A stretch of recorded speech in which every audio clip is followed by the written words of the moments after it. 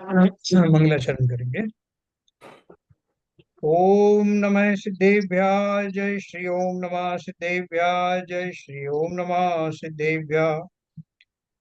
मंगलम भगवान वीरो मंगलम गौतमो गणी मंगलम कुंद कुंदाद्यो जैन धर्मोस्तु मंगलम। सर्वमंगल मांगल्यम सर्व कल्याण कारकम प्रधानम सर्वधर्माणां जैनम जयतु शासनम। जैनम जयतु शासनम जैनम जयतु शासनम। नमः समय साराय स्वानुभूत्या चकाशते चित स्वभावाय भावाय सर्वभावांतरच्छिदे।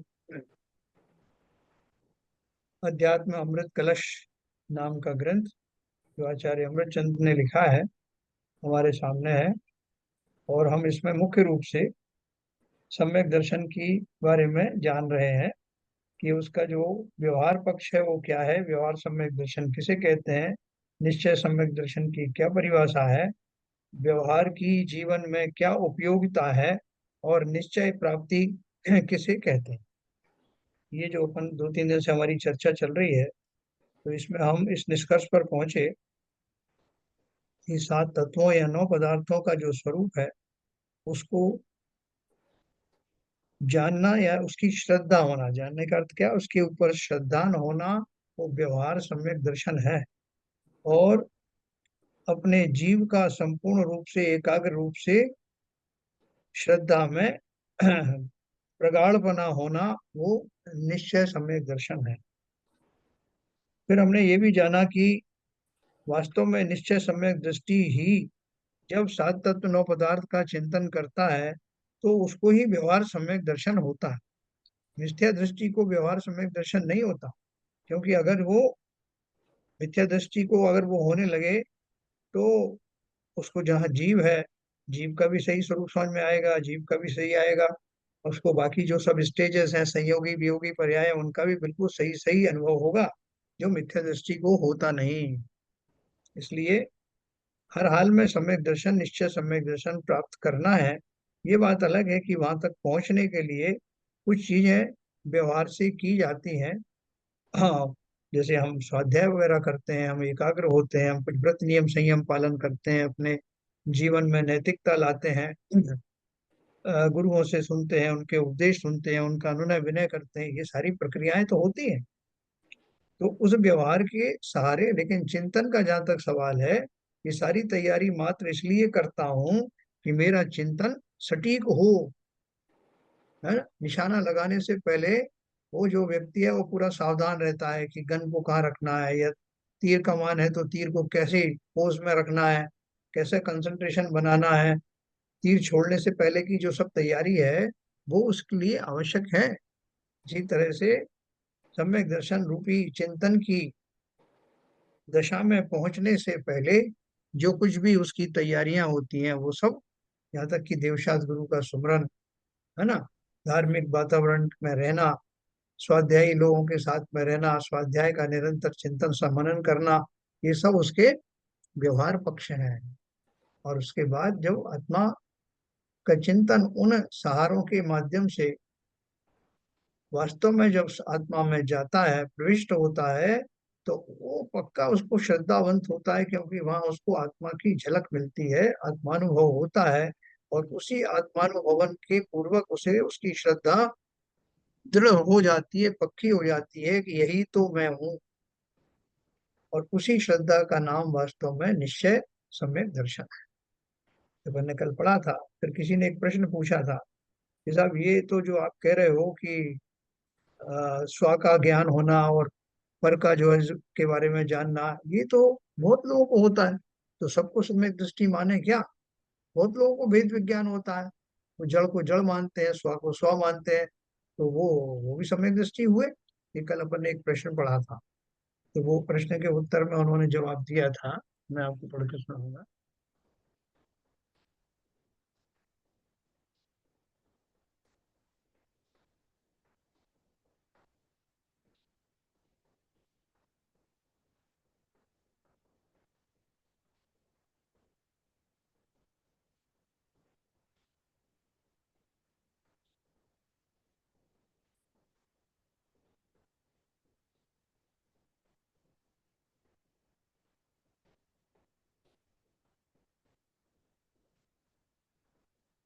आ रहा है ये।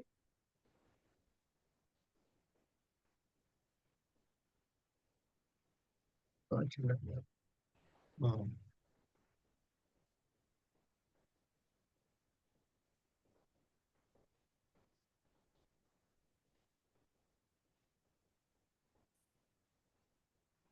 तेरह। तेरह के बाद चौदह। मैं पढ़ के सुनाऊंगा आपको भी, एक मिनट में।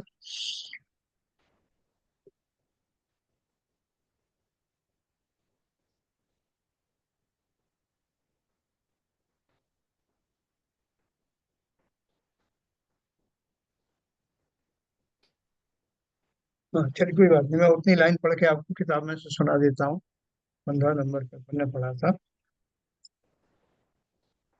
14 नंबर। जीव जड़ से भिन्न है, ऐसा तो सभी आस्तिक मत मानते हैं। तब सभी सम्यक दृष्टि माने जाने चाहिए ना, ये अपन ने कल पढ़ा था। तो समाधान दिया था, जड़ से भिन्न मानकर भी सभी आस्तिक मत जीव और जड़ के स्वभाव को नहीं जानते। ये तो सब लोग जानते हैं, कोई मर जाता है तो बोलते हैं जड़ हो गया, या ये जो जड़ है, ये जो चैतन्य है, ऐसा तो सब जानते हैं। लेकिन तो क्या बोल रहे हैं, वे लक्षण भेद सही सही नहीं कर पाते। चैतन्यता का अर्थ क्या है, ज्ञान आदि गुणों का अर्थ क्या है। चेतन चेतन ही रहता है, गुण जड़ जो है कभी चेतन नहीं, और चेतन कभी जड़ नहीं बनता, ऐसा विश्वास पूर्वक उनका कथन होता नहीं। जीव किमात्मक है, इसमें वे विवाद करते हैं। कोई आत्मा को अणुमात्र मानते हैं, कोई लोक व्यापी मानते हैं, कोई ज्ञान भाव से रहित मानते हैं, कोई अनाद्यनंत अपरिवर्तनीय मानते हैं, कोई क्षण क्षण में परिवर्तनशील मानते हैं। ये आत्मा के बारे में अलग अलग धारणाएं हैं लोगों की। इस तरह नाना तरह के विवाद हैं। इससे उन्हें सम्यक दर्शन नहीं, क्योंकि ये तत्व को यथार्थ दृष्टि से नहीं देखते। उनका दर्शन सम्यक विशेषण सहित नहीं है, फलतः मिथ्या दर्शन ही है। यदि वे उसके सत्य स्वरूप का श्रद्धान करें तो अवश्य सम्यक दृष्टि होते हैं। आगे इसी अर्थ को प्रकट करते हैं अपन ने, इसका जो है आगे इसी का अर्थ जो है वो ये अपन ने पढ़ा। हाँ,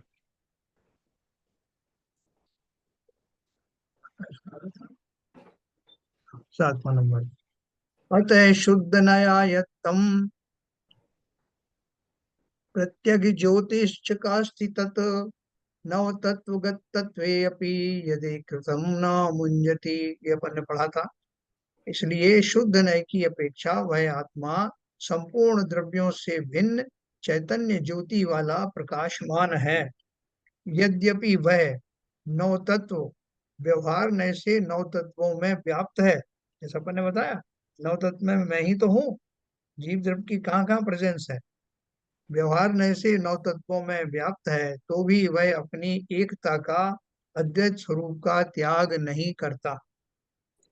इसीलिए सबसे पृथक चैतन्य ज्योति वाला अनुभव में प्रकाशमान होता है। भावार्थ है, जो नए अखंड एक पदार्थ में गुणों की अपेक्षा, पर्यायों की अपेक्षा व विभिन्न पदार्थों के संयोग व संयोगज विभावों की अपेक्षा आत्मद्रव्य को खंड खंड अनेक पर संयुक्त विकारी रूप में देखता है, उस नय को ही व्यवहार कहते हैं। इसकी दृष्टि में जीव में अजीव यानी देहादि नो कर्म तथा ज्ञानावरणादि द्रव्य कर्म है। कर्म का आश्रव बंधादि रूप रागी द्वेषी मोही आदि सभी अवस्थाएं हैं। उनके कारण वह अनेक रूप है। सर ये अनेक रूप संयोग और संयोगज, इन दोनों में क्या का अंतर है? कहाँ पे आया है, संयोग, हाँ। पर पदार्थों के संयोग व संयोगज विभावों की अपेक्षा, एक तो पदार्थों का संयोग और एक भावों की अपेक्षा से संयोगज, मतलब उसमें संयुक्त होना। वैसे तो एक ही है, एक वर्ब के रूप में बताया है, एक उन्होंने एक नाउन के रूप में बताया। अच्छा। पर्यायों की अपेक्षा व विभिन्न पदार्थों के संयोग, है ना, संयोग और संयोगज विभावों को, या संयोग में आने वाले विभाव भावों की अपेक्षा, ऐसा समझ। Okay okay. आत्मद्रव्य को खंड खंड, ये क्या बता रहे हैं कि नए नए जो व्यवहार नय जो है वो क्या करता है कि एक अखंड वस्तु को समझाने के लिए उसको खंड खंड करके बताता है। जैसे मैं आपको हाथी का उदाहरण देता हूँ ना, हाथी को समझाने के लिए उसके कान अलग बता दी, उसकी सूंड बता दी, उसकी पूंछ बताई, ये सब बताया। जबकि हाथी एक संपूर्ण तो एक ही है ना, उसके कोई टुकड़े टुकड़े करके कोई थोड़ी लगाया हुआ है। इसी तरह जब आत्मा के बारे में बात करेंगे तो आत्मा को कैसा समझाएगा व्यवहार में से कि आत्मा ऐसा होता है, वो चार गतियों में जाता है, और वो छह काय के उसमें रहता है, और उस 14 समासों में रहता है। ये सारी चीजें अपन उसकी बात करते हैं, वही एक इंद्रिय बनता है, वही दो इंद्रिय बनता है, हाँ, वही मनुष्य बनता है, वही देव बनता है, और बाकी जो क्रोधी भी वही है, मानी भी वो, ये सारे उसके जो है खंड खंड करके हम बताते रहते हैं।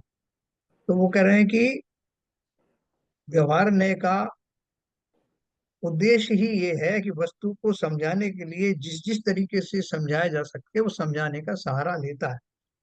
अखंड वस्तु को खंड खंड करके बताता है, लेकिन वास्तव में खंडित नहीं होती वस्तु है, सिर्फ समझाने के लिए कहा।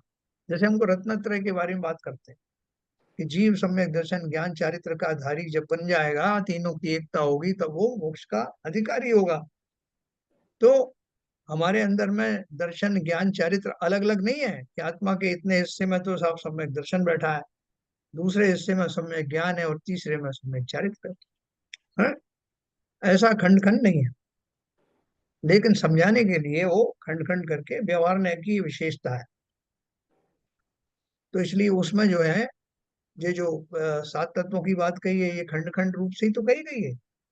जीव अजीब की बात कही, उनकी युति, उनकी संयोगी अवस्थाएं, फिर आश्रव आदि का होना, फिर बंध का होना, संवर का होना, निद्रा और मोक्ष, ये सब जो अलग अलग उसको खंड खंड में विभाजित किया गया है, वो हाँ मैं ही तो हूँ। निर्जरा रूप में भी मैं ही हूँ, बंध रूप में भी मैं ही हूँ।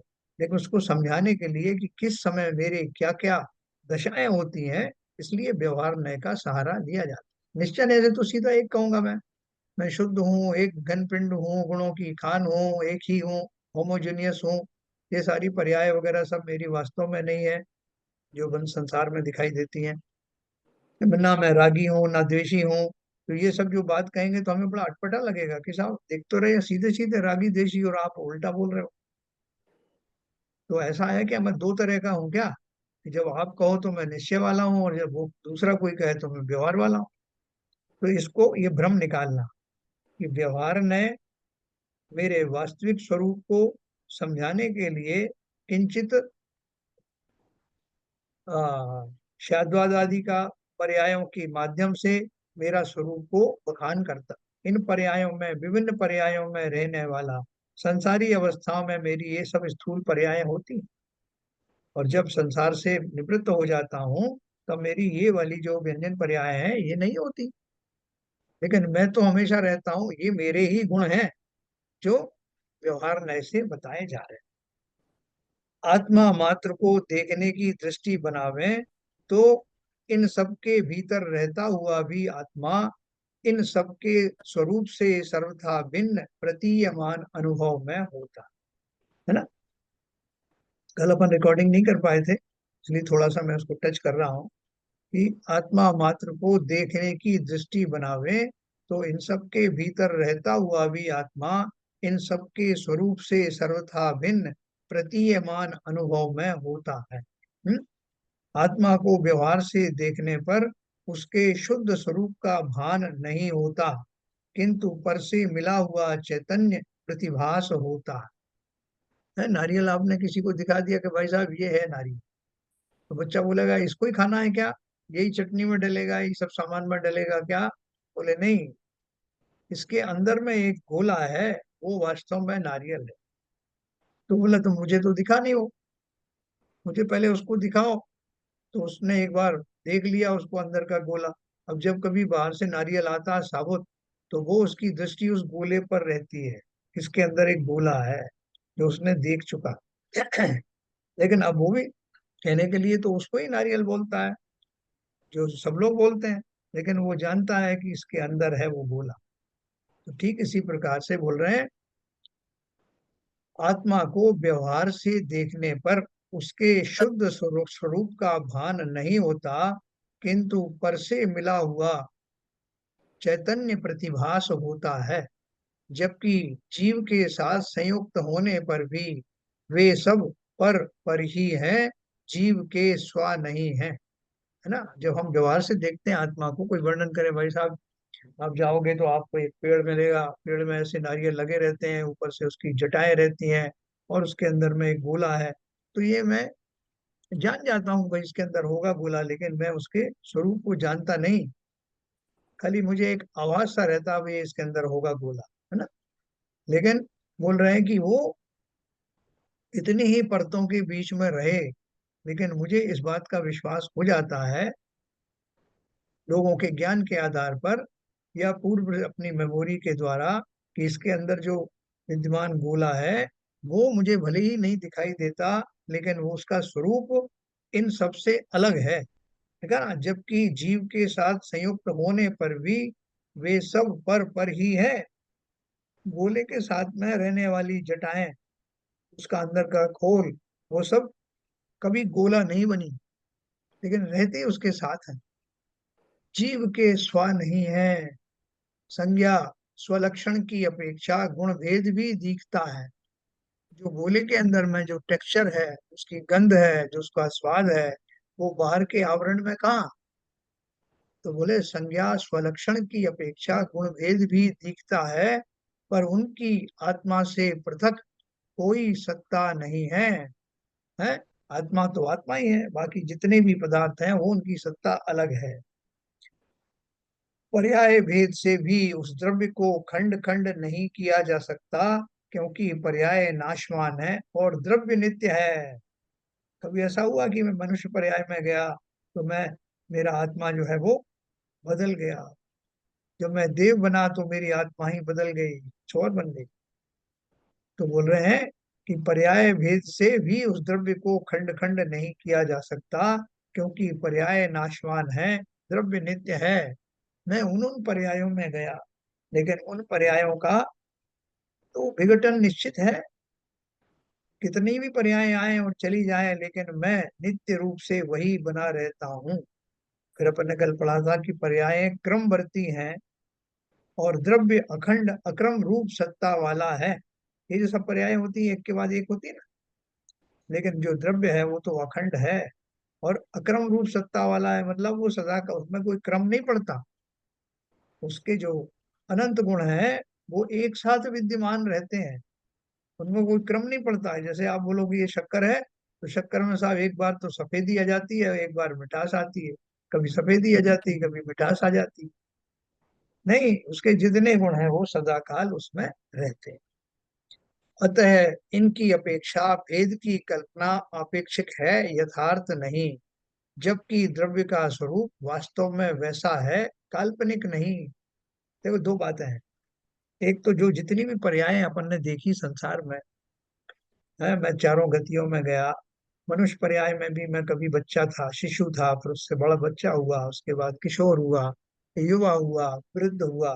ये सारी पर्याय मेरे सामने से गुजरी ना, तो ये काल्पनिक तो नहीं है, लेकिन इस अपेक्षा से वो मेरे लिए कार्यकारी नहीं है, क्योंकि उन पर्यायों से मेरा कुछ भी बनता बिगड़ता नहीं, और वो नश्वर है, आती हैं और चली जाती हैं। तो काल्पनिक भी नहीं है और यथार्थ भी नहीं है, अर्थात वो टिकने वाली नहीं है। तो इसलिए उन्होंने कहा, जबकि द्रव्य का स्वरूप वास्तव में वैसा है, काल्पनिक नहीं। काल्पनिक तो दोनों ही नहीं है, लेकिन बाकी वो पर्याय तो क्षण क्षण चेंज होने वाली है, टिकने वाली नहीं है। लेकिन मैं तो सदा काल, हर पर्याय में मेरी अपनी, जो भी पर्याय बदलती है, शरीर आदि की जो पर्याय बदलती है या और दूसरी पर्याय भी बदलती हैं, उन सब में मैं हमेशा वही रूप में विद्यमान रहता हूँ। वो ना तो काल्पनिक है, ना अयथार्थ है, ना ही क्षणभंगुर है। यदि वह काल्पनिक होता तो खंड खंड रूप सत्ता में स्कंद की तरह बिखर जाता। यथार्थ में पर के साथ रहकर भी वह वियुक्त ही है। आपका जो शरीर है वो किससे बना है? उद्गल परमाणुओं से बने हुए स्कंदों से शरीर की रचना हुई। जब मैं बूढ़ा होने लगता हूँ तो मेरे स्कंद बिखरने लगते हैं। जितना मैं ग्रहण करता हूँ उससे ज्यादा विसर्जन होता है, जितने परमाणु आते हैं उससे ज्यादा जाने लगते हैं। फलता मेरे चेहरे पे झुर्रियां पड़ जाती हैं, मैं दुर्बल हो जाता हूँ। ये सब मैं अपने सामने होता हुआ देखता हूँ। बहुत सारे स्कंद निकल जाते हैं, बिखर जाते हैं। मेरा अच्छा खासा गोल मटोल चेहरा मुरझा करके वृद्ध हो जाता है। तो क्या आत्मा भी ऐसा ही है? अब मेरा आत्मा बूढ़ा हो गया साहब, कितने समय तक रहे? अनादि काल से खींच रहे हो आप इसको, कहीं नरक में ले जाते हो, कहीं निगोद में ले जाते हो, तो बूढ़ी नहीं होगी क्या आत्मा? तो उन्होंने बोला, नहीं भैया, ये कोई पुद्गल थोड़े है, इसके स्कंद बिखरते हैं, जुड़ जाते हैं। मैं तो सदा काल एक सा उतने ही असंख्य प्रदेशों का स्वामी, सदा काल वैसे ही चैतन्य आदि ज्ञानादि गुणों का धारी, हर पर्याय में वैसा ही रहता हूँ। यही तो मेरी खूबी है। मैं बिखरने वाला नहीं, मैं बूढ़ा होने वाला नहीं। बोले, अभी तो आप कह रहे थे कि मैं बूढ़ा हो रहा हूँ। मैं का अर्थ के हाँ दूसरा व्यवहार न से मैं था, इस शरीर में रहता हुआ मैं उसको मैं की भाषा में बोलता हूँ। यथार्थ में पर के साथ रहकर भी वह वियुक्त ही है, वो किसी से लगा हुआ नहीं। अब देखो, कल अपन ने यहाँ छोड़ा था कि आत्मदर्शन किस प्रकार करना चाहिए, यह बताते हैं। आत्मदर्शन किस प्रकार करना चाहिए? बोले साहब ये तो बताओ फटाफट। तो उन्होंने एक कलश लिखा। चिरमिति नवतत्वच्छ तच्छन्न मुन्नीयमानम कनकमिव निमग्नं वर्णमाला कलापे अथ सतत विविक्तम दृश्यतामेक रूपम प्रतिपदमिदमात्म ज्योतिरुद्योतमानम। यह आत्म ज्योति जो शुद्ध स्वरूप में है, चिर काल से, अनादि काल से नाना वर्ण वाली धातुओं या पाषाण आदि किट्टिकाओं में डूबे हुए स्वर्ण की तरह नव पदार्थों में आच्छादित है। अतः वह ज्योति शुद्ध नय से प्रकट की गई समस्त परद्रव्यों और भावों से भिन्न। अगला वो बताऊंगा आपको। तो यहाँ क्या बात चल रही है? जो आत्म ज्योति कैसी है, कल अपन ने स्वर्ण के बारे में पढ़ा था कि वो जो स्वर्णकार होता है उसके पास जो सोना है उसको मालूम है कि ये जो है जो दिल्ली आई है सोने की, इसमें बहुत सारी अशुद्धियां हैं। कई कई दिल्ली उसके पास आई, एक में कहीं चांदी की मात्रा थी, किसी में एक तांबा था, किसी में जस्ता था, ऐसे कई कई दिल्ली आई। तो वो क्या बोल रहा है कि नाना वर्ण वाली धातुओं या पाषाणों दी कृत्तिकाओं में डूबे हुए स्वर्ण की तरह नौ पदार्थों में आच्छादित है। एक दिल्ली का नाम मैंने रख दिया जीव, एक दिल्ली का नाम रख दिया अजीब। जो नौ पदार्थ है उनकी अपेक्षा से समझा रहा हूँ आपको। एक दिल्ली का नाम मैंने रख दिया आश्रव, एक का रख दिया बंध, एक का निर्जरा, एक का मोक्ष। ऐसे सात तत्वों की मैंने सात दिल्लियां बना दी और उनमें उसको बांट दिया। लेकिन उन सब में स्वर्ण जरूर था। तो वो जो स्वर्ण है वो जान रहा है कि इसमें स्वर्ण की क्या स्थिति है, कैसी स्थिति है। स्वर्ण तो सब में है। तो ठीक उसी प्रकार से ये आत्मा इन नौ तत्वों या सात तत्वों, नौ पदार्थों में विभिन्न दशाओं में मौजूद है। वो दशाएं कौन सी हैं? उसमें मेरा स्वभाव फिर भी कहीं गया नहीं। साहब जब मैं जो कर्मों से संयुक्त होता हूँ, जब मेरा आश्रव आदि होता है, तब मेरी आत्मा जो है अपने स्वभाव से हटकर कुछ और बन जाती है। जब मैं बंद वाली दशा में होता हूँ तो आत्मा फिर बदल जाती है। नहीं, इन सब दशाओं में रहता हुआ भी आत्मा, क्योंकि ये सब भी बाह्य स्थितियां हैं। जैसे स्वर्ण में रहने वाली चांदी तांबा भी स्वर्ण से संयुक्त नहीं हो सकती, वो अलग ही पड़ी दिखाई देगी। अब माइक्रोस्कोप से देखना या सुनार कसौटी पे कस के बता देगा कि इसमें सोना अलग है और चांदी अलग, तो उसके साथ कभी मिक्स नहीं हो सकता। तो ठीक उसी प्रकार के से आश्रम की अवस्था में, बंद की अवस्था में या कोई और अवस्था में मैं किसी भी पर द्रव्य से अंदर से जुड़ता नहीं, वो मेरे अंदर समाहित नहीं होते।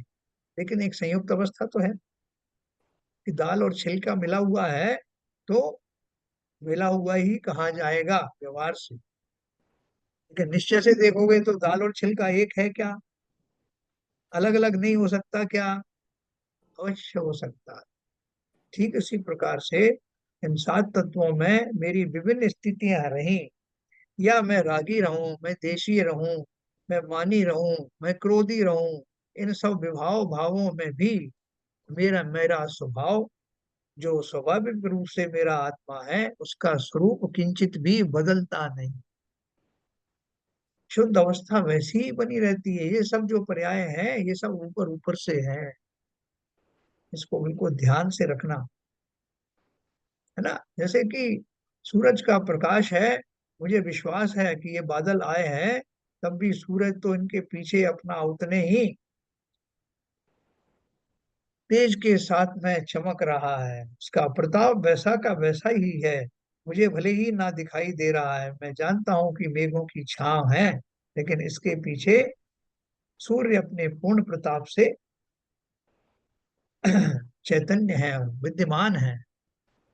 तो ठीक उसी प्रकार से 7 तत्वों के माध्यम से, 9 पदार्थ के माध्यम से, 6 द्रव्यों के माध्यम से हमको जो कुछ भी समझाया जाता है, वो सब जीव द्रव्य की जो अवस्थाएं हैं, उनका बखान किया जाता है, और सब अवस्थाओं का वर्णन होता है।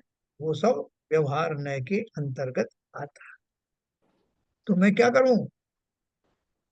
मैं किस पर विश्वास करूं? मैं विश्वास करूं उस सूरज पर, अपने आत्म रूपी सूर्य के ऊपर, जो सदा उदित रहता है, कभी जिसका अस्त होता नहीं, जो सदा उतने ही गुणों का धारी है, और अनंत गुण जो उसके अंदर है, उनमें से कभी कोई कम होता नहीं किसी भी पर्याय।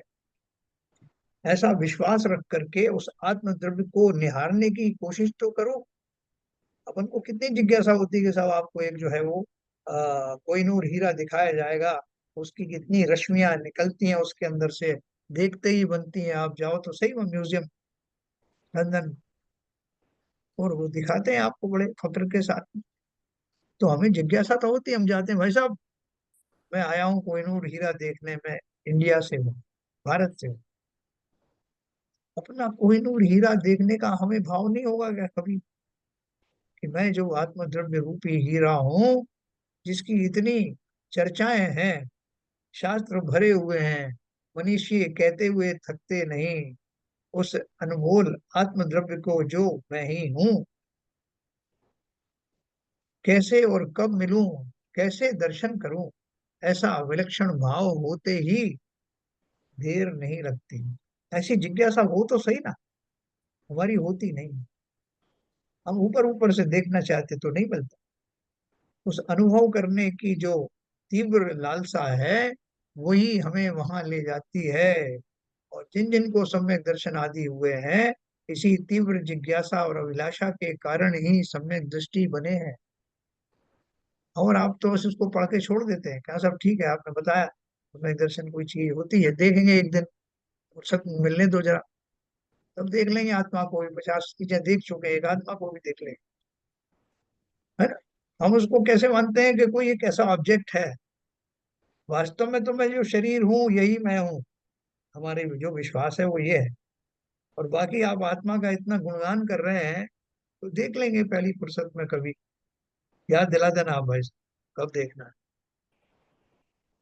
तो जब तक मैं इन ग्रंथों के माध्यम से ये तो जानूं कि मैं स्वयं आत्मा हूँ, और वो अनुभव के द्वारा ही प्रकाशमान होता है, वो 5 इंद्रियों से दिखता नहीं।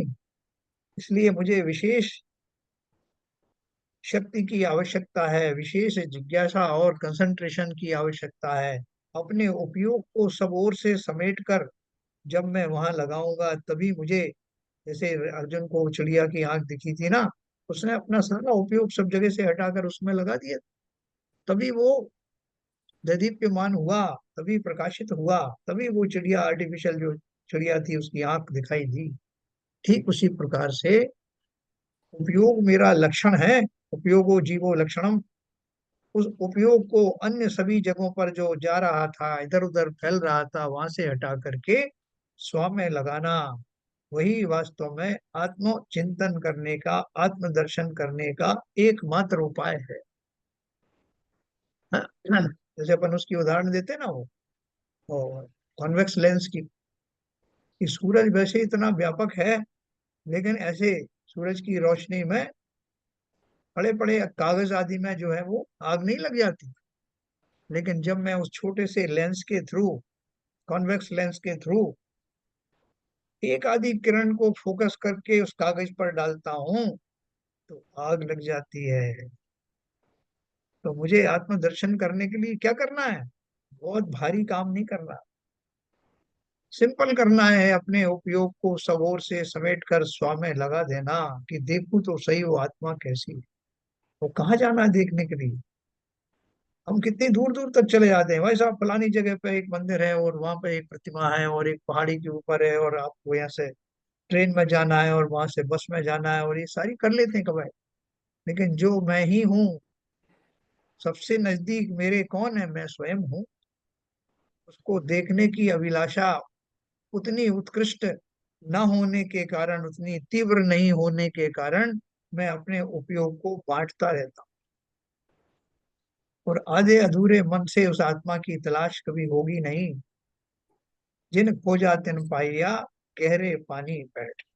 तो ये हमने शुद्ध नय से प्रकट की गई समस्त परद्रव्यों और भावों से भिन्न आ गया भाई।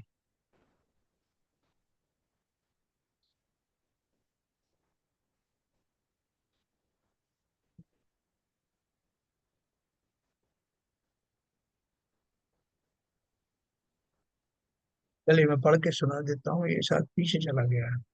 हाँ ये है तेरा।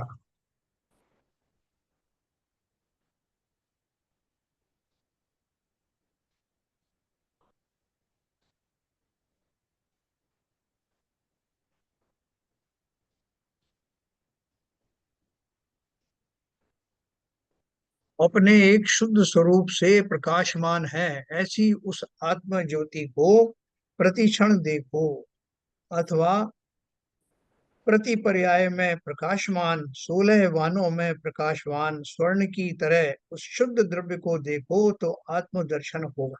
16 वान क्या है ये? तो 16 आने सच बत कही है। 16 आने क्या है?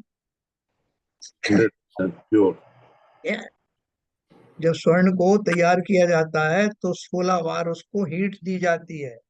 पहला ताप, दूसरा ताप, तीसरा बार ताप, अलग अलग उसको टेम्परेचर दिए जाते हैं। 16 बार में वो कंप्लीट शुद्ध होता है। टंच सोना जिसे कहते हैं, 16 आना टंच सोना। तो यहाँ इतने ताप देने के बाद में वो निखर करके आता है, सारी अशुद्धियों से मुक्त हो जाता है। तो यहाँ क्या बोल रहे हैं? अपने एक शुद्ध स्वरूप में प्रकाशमान है, ऐसी उस आत्म ज्योति को प्रतिक्षण देखो, अथवा प्रति पर्याय में प्रकाशमान, 16 वानों में प्रकाशमान स्वर्ण की तरह उस शुद्ध द्रव्य को देखो, तो आत्म दर्शन होगा।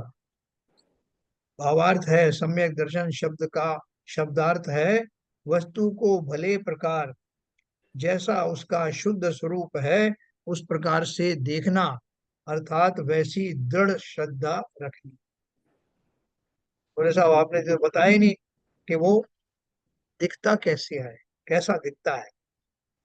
हाथी जैसा है कि घोड़े जैसा है, कि कोई वस्तु जितनी दृश्यमान वस्तु है उन जैसा है? कोई तो उदाहरण दो आप, मैं देखूं कैसे, वो कल्पना तो करूं मैं कि कैसा दिखेगा। तो उन्होंने बोला कि आत्मा की उपमा किसी से दी नहीं जा सकती, क्योंकि वो विलक्षण पदार्थ है, उस जैसा कोई है नहीं। तो इसमें आगे आपको एक जगह लाइन में ही आएगी, इसमें बोलते हैं कि आचार्यों ने भी आत्मा का स्वरूप ऐसा ही अनुभव में आने का बताया। चतुर्थ काल में भी आत्मा कोई ऐसी वस्तु नहीं रही कि उसे टेबल पर रखकर दिखा दिया जाता कि ये देखो ये रही आत्मा। ऐसा उसमें डायलॉग आएगा। तो कहने का अर्थ क्या है कि वो अनुभव से प्राप्त होता है, स्वानुभव से प्राप्त होता है, क्योंकि मुझे अनुभव अनुभव करने वाला भी मैं ही हूँ। वो शक्ति भी मुझ में ही है जिसके द्वारा मैं अनुभव कर सकता हूँ, क्योंकि मैं ही तो अनुभव करने वाला हूँ, और मैं ही वह वस्तु हूँ जिसका अनुभव किया जाना। तो एक बार वैसा करके देखने पर अवश्य ही उसकी प्राप्ति होती है, ऐसा आचार्यों ने गारंटी दी। हम उसके लिए तैयार तो हूँ। तो सम्यक दर्शन शब्द का शब्दार्थ है वस्तु को भले प्रकार जैसा उसका शुद्ध स्वरूप है उस प्रकार से देखना, अर्थात वैसी दृढ़ श्रद्धा रखनी। फिर प्रश्न है, जब किसी प्रकार के पदार्थ को शुद्ध स्वरूप में देखना सम्यक दर्शन है, तब आत्मा के शुद्ध स्वरूप को ही देखने की बात सम्यक दर्शन में क्यों कही जाती? बोले, आपने बोला था जितने भी द्रव्य हैं उनको आप जैसे हैं वैसा देखो, यही सम्यक दर्शन दर्शन है। कहा था ना आपने कि जितने भी द्रव्य हैं उनकी जैसी स्थिति है, शुद्ध रूप में जैसी वस्तु है, वस्तु स्वरूप को जानना ही सम्यक दर्शन है, आपने परिभाषा दी थी। तो बोले इसका मतलब ये हुआ कि आत्मा को छोड़ करके बाकी किसी भी पदार्थ को मैं शुद्ध रूप में देखूं तो आप मुझे सम्यक दृष्टि मान लोगे क्या? है क्या? आपने परिभाषा दी थी। तो उन्होंने क्या बोला, अध्यात्म शास्त्र का यही अर्थ है, जो आत्मा के आश्रय से वर्णन करना। हम क्या पढ़ा रहे हैं आप? हैं, भौतिक शास्त्र तो पढ़ा नहीं रहे आपको, कोई परमाणु रहस्य तो बता नहीं रहे। तो हम तो आपको अध्यात्म का ज्ञान करा रहे हैं, अध्यात्म माने आत्मा। तो बोले अध्यात्म शास्त्र का यही अर्थ है, जो आत्मा के आश्रय से वर्णन करना। फिर अन्य द्रव्य की चर्चा उसमें कैसे जोड़ी जाए? दूसरी बात यह है कि प्रत्येक आत्मा अपने शुद्ध स्वरूप को जानेगा तो अपने में शुद्ध दशा प्रकट करने का प्रयत्न करेगा। उद्गल आदि द्रव्यों को शुद्ध रूप में जानकर भी ना तो उन्हें शुद्ध करने का प्रयत्न कर सकता है, और ना उन द्रव्यों की शुद्धता से आत्मा को लाभ हो सकता है। कि अगर आपने जान लिया साहब कि ये जो शरीर है ये पुद्गल परमाणुओं से बना है, उसकी बारीकी तक में चले गए, आपने उसका एक परमाणु को भी जान लिया, तो आपका क्या लाभ हुआ उससे? क्योंकि आप तो परमाणु है नहीं। आप जो है आपको वो लाभ कैसे पहुंचेगा?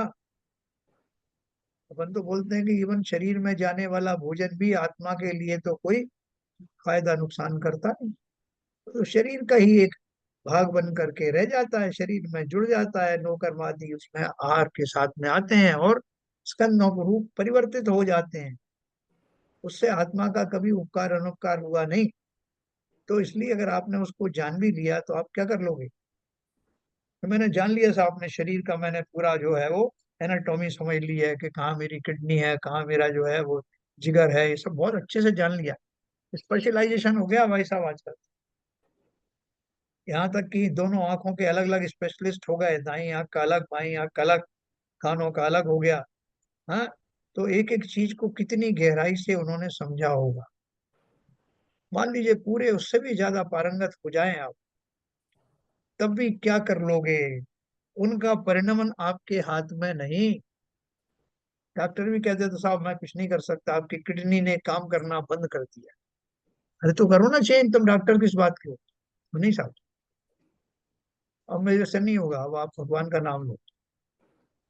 जो मैं कर सकता था, अगर आपका हार्ट बंद हो गया साहब मैं क्या करूं? तो आप तो विशेषज्ञ है ना इस चीज के। बोले साहब विशेषज्ञ इसी बात का हूं कि मैं क्या क्या स्थितियों से आप गुजर रहे हैं उनको जान के बता सकता हूँ। लेकिन वो स्थितियां क्यों आ रही हैं, वो कब रुक जाएंगी, कब बदल जाएंगी, ये मेरे हाथ में नहीं। तो वो इसीलिए बोल रहे हैं, उद्गल आदि द्रव्यों को शुद्ध रूप में जानकर भी उन्हें ना उन्हें शुद्ध करने का प्रयत्न कर सकता है, और ना उन द्रव्यों की शुद्धता से आत्मा को लाभ हो सकता। यद्यपि शुद्धात्मा जानने वाला पर द्रव्यों को भी शुद्ध रूप में ही जानता है, तथापि यदि उन्हें जाने और अपने स्वरूप को न जाने तो उसे इसका लाभ प्राप्त नहीं है। इसीलिए शुद्धात्मा के बोध में निज शुद्धात्मा की ही बात ली गई है, परात्मा की नहीं।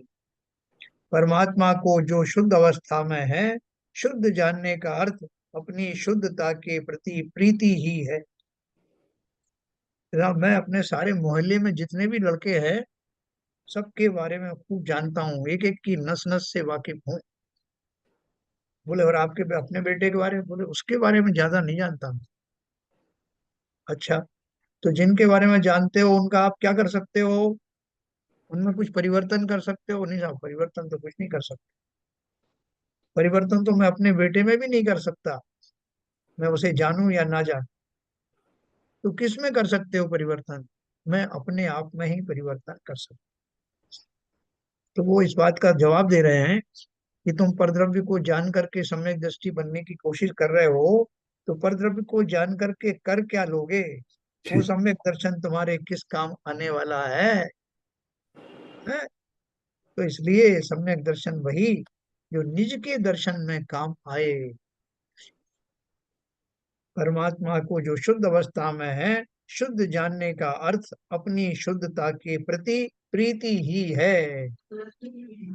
ये प्रश्न आया, जब परमात्मा का वंदन स्तवन, तब परमात्मा का वंदन स्तवन आदि क्यों करना चाहिए? सम्यक दर्शन ही तो इष्ट है। देखो वो चेला भी बहुत मजबूत है। क्या पूछा उसने कि अभी आप बोल रहे हो कि पर को जानने का कुछ फायदा है नहीं, आत्मा को ही जानना है। तो फिर वो परमात्मा, वो जो जिनेन्द्र देव हैं या पंच परमेष्ठी हैं, उनको जानने का या उनका सुमरन करने से क्या लाभ है? समाधान दिया, जिसे अपनी आत्मा की शुद्धता इष्ट है, उसे शुद्धता को प्राप्त, जिसे अपनी आत्मा की शुद्धता इष्ट है, उसे शुद्धता को प्राप्त आत्माओं के प्रति रुचि स्वयमेव आती है। अतः उनकी वंदना, स्तवन, पूजन आदि करता है। आत्मा की शुद्धता का बोध करने के लिए यह भी आवश्यक होता है कि पर द्रव्यों को भी शुद्ध स्वरूप में जाने। हैं कि साहब मेरे को तो अमिताभ बच्चन बनना है, मुंबई आया हूँ साहब इसी के लिए। क्यों बनना है अमिताभ बच्चन? वो साहब मेरा जो है नायक वही है, उसके जो डील डॉल है, उसकी जो आवाज है, जो उसकी एक्टिंग करने की अदा है, वो मेरे को बहुत भाती। तो तुम उन जैसा बनना चाहते हो? बिल्कुल साहब, वो मेरा इष्ट है, मैं उनका फैन हूँ। चारों तरफ मैंने उनकी अपनी दीवार पे फोटो लगा रखी है, अलग अलग मुद्राओं की फोटो लगाई है, अलग अलग वस्त्रों में वो कैसे दिखते हैं वो सब लगाई है। मैं उन जैसा ही बनना चाहता हूँ। मैंने अपनी हेयर स्टाइल भी चेंज कर दी। तो क्या बोला उन्होंने? इसका अर्थ क्या है? जिस जो मुझे बनना है वो भी मुझे इष्ट है, उनके प्रति प्रीति है, उनके गुणगान करता हूँ। तो मिल जाते हैं तो उनके जो निहाल हो जाता हूँ। यहाँ वही तो कहा, जिसे अपनी आत्मा की शुद्धता इष्ट है, उसे उन आत्माओं के प्रति रुचि स्वयमेव आती है जिन्होंने शुद्धता को प्राप्त कर लिया है। अतः उनकी वंदना, स्तवन, पूजन आदि करता है। आत्मा की शुद्धता का बोध करने के लिए यह भी आवश्यक है कि पर द्रव्यों को भी शुद्ध स्वरूप में जाने। हैं? मैं आईने में खड़ा हुआ क्यों देखता हूँ अपने आप? हैं? कि मैं कैसा दिखता हूँ।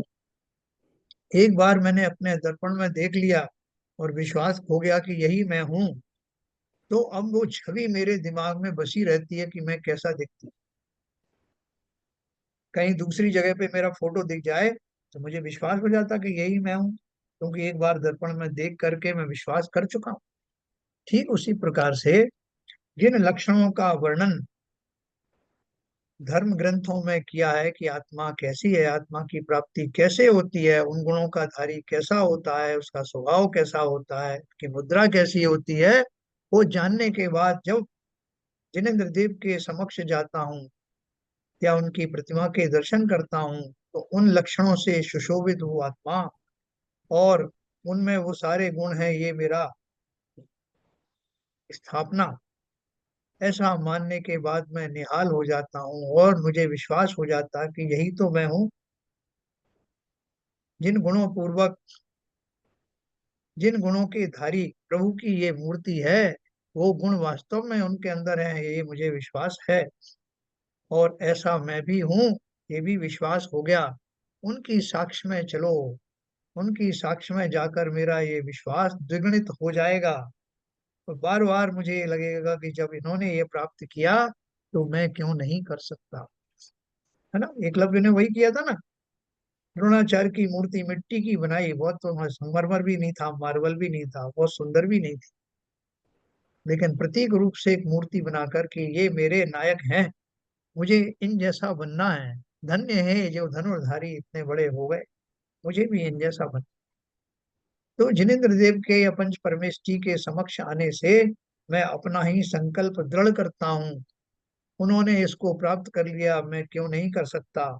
जो उन्होंने प्राप्त कर लिया, उनका आशीर्वाद, आशीर्वचन, भले ही अनकहा हुआ आशीर्वाद हो, उनकी साक्षी में मेरे अंदर में वो भाव बहुत तीव्र जोश भर कर आते हैं, इसलिए मैं उनके दर्शन कर।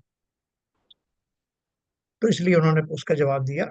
दूसरा प्रश्न है, पर द्रव्य पर भाव और पर निमित्त जन्य विकारी भाव ये अपने अपने स्वरूप में यथार्थ हैं?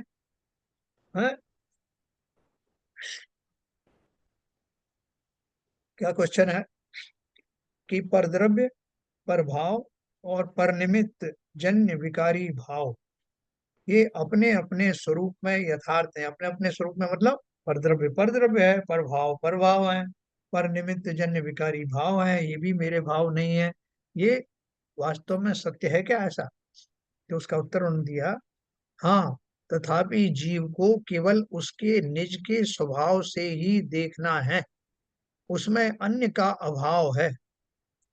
अतः आत्मा के स्वभाव में उनका मिश्रण शुद्ध स्वभाव की दृष्टि से असत्यार्थ है। कि भाई साहब मैं रागी हूं ना, वर्तमान पर्याय में, तो अब रागी हूं तो मैं उसको, उस राग को देखूं कि कैसा राग था, उस राग की मैं पूरी समीक्षा करूं, उसमें आरएनडी करूं कि राग कैसा होता है, वो कहाँ से आया, कौन कौन वस्तुओं का आकर्षण था, कहाँ कहाँ से वो प्राप्त हुई, मेरा मेरा भाव ऐसा ही क्यों हुआ। मैं उनमें जाऊं क्या, उन भावों की समीक्षा करूं गहराई से, या मात्र ये मानूं कि ये सब परद्रव्य है, मेरे स्वाभाविक भाव नहीं है। मैं उसमें टाइम क्यों खराब करूं सारंडी में। ने लिखा, जिसे अपने आत्मा की, हाँ, परद्रव्य प्रभाव और परनिमित्त जन्य विकारी भाव ये अपने अपने स्वरूप में यथार्थ हैं। यद्यपि जीव को केवल उसके निज स्वभाव से ही देखना है, उसमें अन्य का अभाव है। अतः आत्मा के स्वभाव में उनका मिश्रण शुद्ध स्वभाव की दृष्टि से असत्यार्थ है। हाँ, उनका वर्णन व्यवहार की भाषा में करते हैं, सम्यक दृष्टि भी करते हैं। तो बोल रहे हैं आप इन सब की चर्चा क्यों कर रहे हो, जब वो भाव प्रभाव है, विभाव भाव है, तो उनकी इतनी चर्चा क्यों कर रहे हो, उनके बारे में बोल ही क्यों रहे हो। तो बोल रहे हैं, तो उनका व्यवहार की भाषा में वर्णन आता है, सम्यक दृष्टि भी करते हैं। वे भी ऐसा कहते हैं कि मेरा मकान है, मेरी स्त्री है, मेरी भूमि है, मेरी संपत्ति है, पर यह सब वस्तुतः मेरी नहीं है। ऐसा मात्र व्यवहार चलाने को व्यवहारियों की भाषा में कहा जाता है, यह भी वह जानता है। वो गाफिल नहीं हो जाता। ऐसे लोग लड़ने मरने को तैयार हो, भाई साहब भैंस तो मेरी यही बंधेगी। अरे किसकी भैंस, तुम कौन हो, जगह कौन सी है, क्षेत्र तुम्हारा है क्या। अरे इसके ऊपर तो साफ लड़ाइयां हो जाती।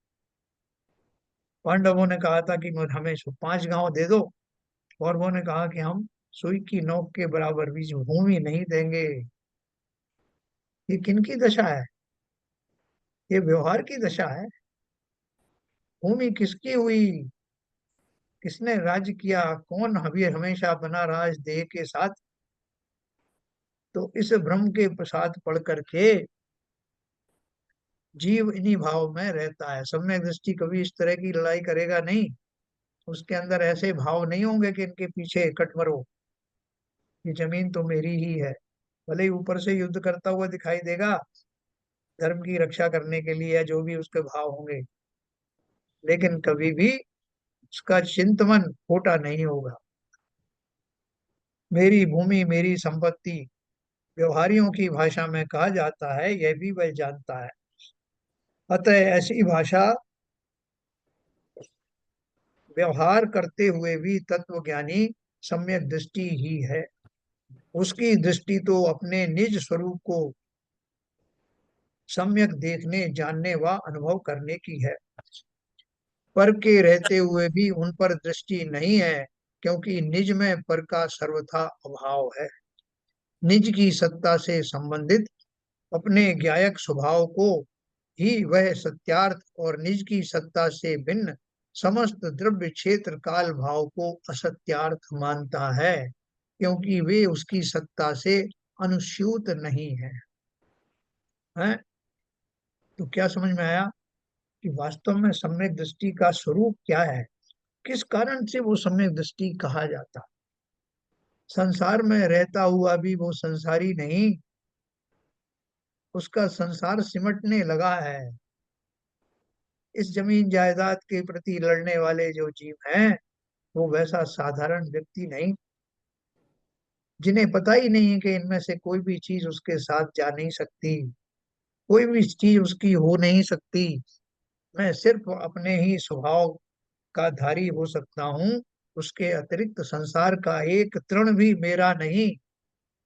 ऐसा चिंतन, ऐसा चिंतन रूपी अकिंचन धर्म का धारी सम्यक दृष्टि ही तो होता है। ब्रह्मचर्य भी उसी को होता है कि मेरे अतिरिक्त और मेरा कुछ भी नहीं। निज स्वरूप के अतिरिक्त मैं ही ब्रह्म हूँ, मैं ही आत्मा हूँ, मेरा आत्मा रूपी ये ब्रह्म ही मैं हूँ, इसके अतिरिक्त मेरा कुछ नहीं। हो गया अकिंचन और ब्रह्मचर्य दोनों। ये सम्यक दृष्टि बढ़ते बढ़ते उस मुकाम तक जाता है, यहाँ दसों धर्मों का प्रादुर्भाव होता है। तो कल अपन एक बात पढ़ेंगे, सत्यार्थ और सत्यार्थ शब्द बार बार आया है, ये क्या है इसको कल स्पष्ट करेंगे। सत्यार्थ का अर्थ क्या है? आप व्यवहार न्याय को भी सत्यार्थ एक तरह से कह रहे हो? बोले नहीं, उसको सत्यार्थ कहाँ कहा? निश्चय न्याय को सत्यार्थ कहा। तो कैसे कहा, क्यों कहा, ये अपन कल इसके बारे में पढ़ेंगे। तो थोड़ा और क्लियर हुआ कि अपन और उलझ तो नहीं गए कहीं? नहीं नहीं नहीं, स्पष्ट होती जा रही है चीज। अभी तो क्या हमारी बुद्धि चल रही है, बुद्धि से ये क्लियर होती जा रही है। बुद्धि जब बंद होगी तब मालूम पड़ेगा कितना क्लियर हुआ। अनकंडीशनल लव चाहिए आत्मा के लिए, तब ये बुद्धि बंद होगी और तब कुछ दर्शन होगा। देखो, ये बुद्धि का जो खेल चल रहा है, मतलब देखो अनजाने में ही हमारी बुद्धि में वो सूक्ष्मता आ रही है, जो उस तत्व रूप को, तत्व को पकड़ने में सक्षम होती चली जा रही वो तो सही है, लेकिन बुद्धि ही चल रही है। है। आपका मतलब है हमें खाली जो बुद्धि के बल पर ये जान रहे हैं, उस पर विश्वास अभी आया नहीं। नहीं, बुद्धि के बल पे ही विश्वास आ रहा है, वैसे नहीं आया है, बुद्धि के हिसाब से ही आ रहा है बस। बुद्धि से तो आएगा। हम हमारी बुद्धि, हमारा ज्ञान ही तो हमारा अस्त्र है। उसके बिना ना तो श्रद्धा होगी। जब श्रद्धा लाने की बात भी, पहले भी हमारा ज्ञान का व्यापार तो चलता रहेगा। वही ज्ञान जब वहां स्थिर हो जाएगा और ये निर्णय लेगा कि ये जो मैंने स्वरूप अभी अभी समझा है यही सत्य है, ऐसा ही मुझे भी भाषित होता है, उसी पल मैं सम्यक दृष्टि हो जाऊं। तो ये ज्ञान का, बुद्धि का व्यापार बुद्धिमानों को ही तो होता है। बुद्धिमान अर्थात बुद्धि के धारी। बुद्धि के धारी कौन है? हम सब चैतन्य द्रव्य ही बुद्धि के धारी जी। भाई हैं। साहब, जी। हम भैंस को जबरदस्ती बांधना चाहते हैं। भैंस है नहीं हमारे पास। हाँ, जब तक बांधने की प्रकृति बनी रहेगी तब तक हाँ, हम ऐसे ही तकलीफ पाते रहेंगे। कि भैंस तो यही बंधेगी साहब। हाँ, आपको भैंस हमारी है नहीं, भैंस हाँ। वहां पे है नहीं। बाबू जी, आपने भैंस को ही क्यों लिया? भाई साहब ने ही कहा था। हमें हमने तो कुछ नहीं कहा, हमने भाई साहब की बात नहीं कही है। भैंस हमारी यही बनेगी, है नहीं भैंस हमारे पास, ये भाव है केवल, नहीं, भावों की वजह से तुम परेशान है। मैंने तो ऐसे ही कहा, मैंने कहा आपने भैंस को ही क्यों चुना, हाथी को भाई, क्यों? अरे भाई, ये सामान्य बात है, हर आदमी अपनी भैंस बांधना चाहता है। नहीं, और भी उदाहरण देते हैं ना, भैंस को गई भैंस पानी में।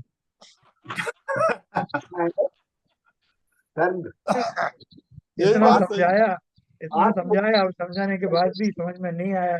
बोले वो रामचंद्र जी कौन थे और लक्ष्मण कौन थे? बोले एक गई भैंस पानी में। भैंस के आगे बीन बजा। भैंस को चूज करने का एक और जरिया है, और जी। वो क्या है कि वो उसको बुद्धिहीन माना जाता है। हाँ हाँ, हाँ, बहुत बढ़िया।